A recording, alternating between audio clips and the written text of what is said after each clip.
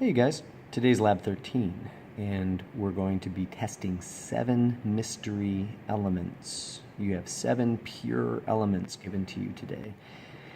We want you to determine if they are metals, nonmetals, or metalloids.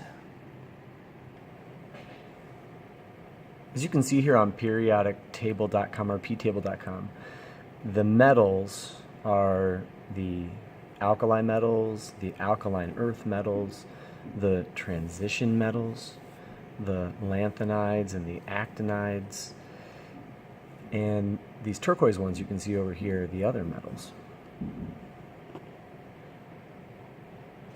The metalloids are these green ones, and they're also known as the semi-metals. They have characteristics of metals and nonmetals, so chemists have a hard time classifying them. The nonmetals are the green ones, of course, the noble gases, and don't forget hydrogen. Going back to the metals, the characteristics of metals you're looking for today include shininess, bendiness, right? If it's malleable, you can bend it or hit it with a hammer and pound it flat into sheets. Ductile. Ductility means you can heat it up and roll it or pull it into wires. They're conductive. And the nonmetals are none of those things. They're either, most of them are gases at room temperature, or they're crumbly, non-conductive. Carbon is an exception. Carbon is one of the nonmetals that is conductive, so that's kind of interesting. You're looking at your elements today. You might want to keep that in mind. And the metalloids, they're kind of weird. Some of them can be shiny and sort of conductive, but not malleable. Silicon is an example of one that is shiny, sort of conductive. We use it in resistors, in circuitry, and but yeah, super crumbly. You can hit it with a hammer and it'll just turn into dust. You'll be collecting all your data today from your tests in an Excel spreadsheet, and you've got to make that spreadsheet from scratch. So here are your sample numbers. Here you're just going to type in what you would like it to look like. Now when you type into this cell, you want your words to stay in the cell. So I'm going to teach you something right now which is really key to keep all your words in that cell. The cell will grow to the size you want it to be. If you right click and format the cells, make sure that the number tab for formatting the cells is set to text.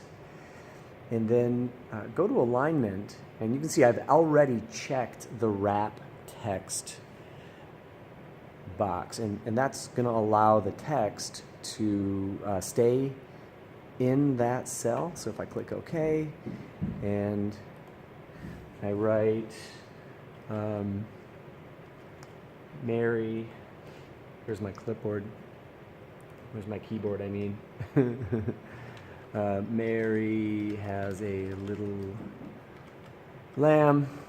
Her fleece was white as snow. And then hit enter. The cell will grow to that size. If you want your cells to be wider, you put your cursor right here in between the letters. It'll turn into a two-way arrow. Hold down the left button, and you can make your cell as wide as you want.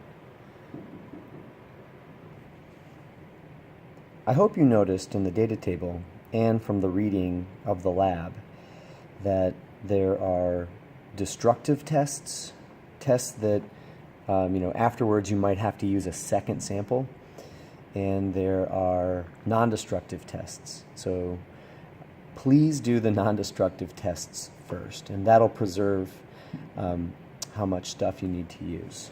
Now, here's element number 1, and we'd like to do all of the non-destructive tests first on this. So for instance, you can look at its appearance and you can see it's silvery and it's shiny.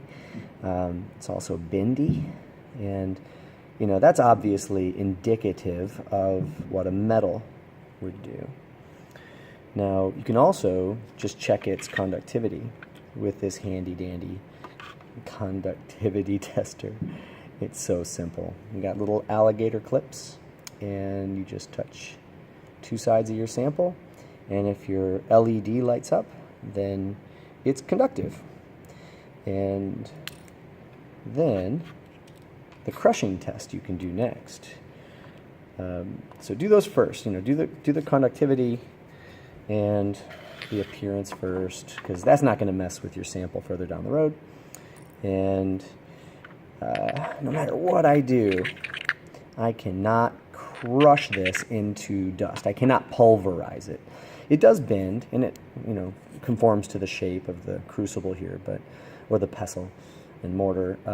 But I can't break it into smaller pieces by crushing it. So I would say not crushable, or zero crushability.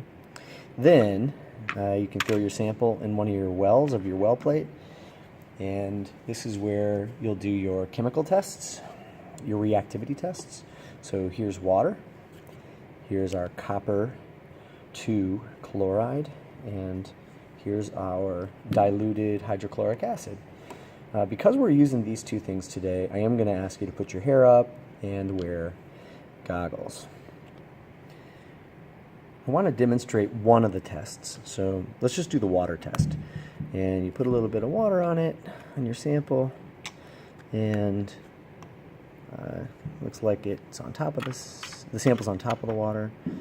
And just sit and watch it for a minute or 2, and if nothing happens, then we don't have any reactivity. And for this one, we don't have any reactivity with the water.